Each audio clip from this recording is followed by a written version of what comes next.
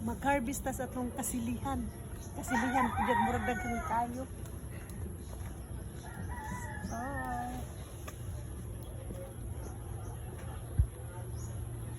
Wala na ni bunga po do. Bunga pa din siya. Bunga po do ha. Abi no ko gudi na mamunga.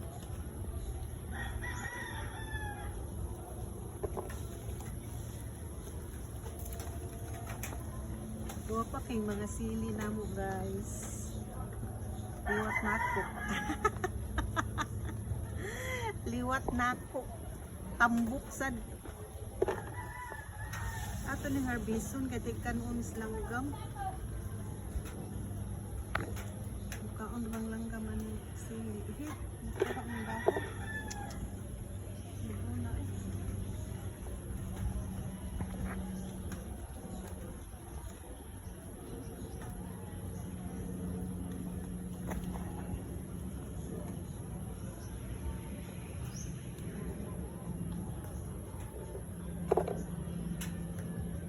Magdungan ng panghahinog tanan. Hindi lang ko hinog kayo dyan.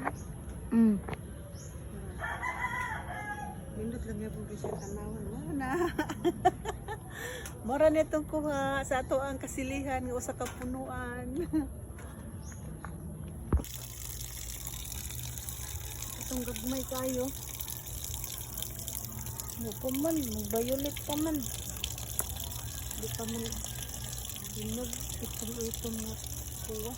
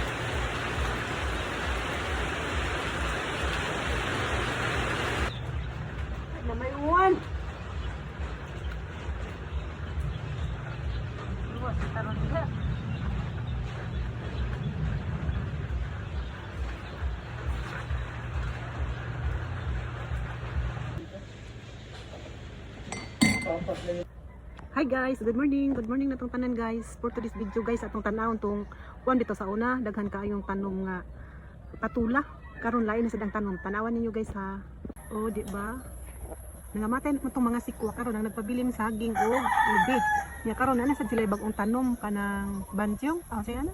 Kalbasang puti, tanawa ha. Dali kay namunga siya guys. Oh, naka-harvest na sila diha, nya tawang bunga. Oh. Dugko na kaayo guys. Oh. Daghan na sad siya. Klaro ba? Klaro kay bunga. Oh. Kalbasang puti na sa ilang gipananom diha karon. Oh, ngadto. Kay sa una kun man na diha okra, batong ug sikwa. Karon wala na sikwa. Mo na ilahang gipuli og tanom sad ang kalbasang puti. Diyan ang tato daning duol pero gi-harvest na kay dagko kayo. Dali ara man day madagko ning mga kalbasang puti, no? Dali ra kay gi-harvest. Nya kani pud sila oh. Harvest na sad siguro nig dali kay dagko na sunod adlaw. Kay dili man gud na siya pwede og muguwang. Kinahanglang linghod ra man na siya kay ang liso dagko nya manipis sad ang kuan ang unod. Mao na nga dalion ra nilang harvest. Og mao ra to guys. Thank you for watching.